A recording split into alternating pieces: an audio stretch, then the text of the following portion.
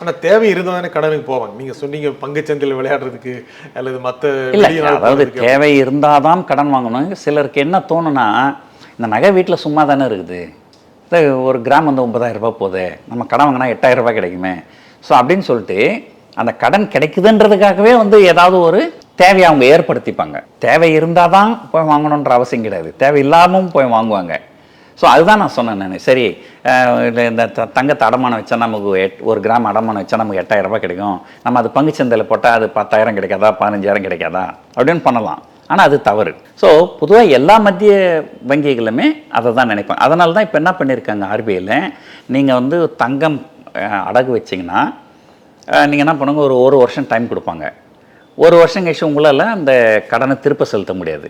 நீங்கள் என்ன பண்ணீங்க, அந்த வட்டியை மட்டும் கட்டிட்டு அதை இன்னொரு வருஷத்துக்கு ரினியூ பண்ணுவீங்க. இப்போ அதெல்லாம் பண்ணக்கூடாது, நீங்கள் ஒட்டுமொத்த பணத்தை எடுத்து போய் கட்டணும்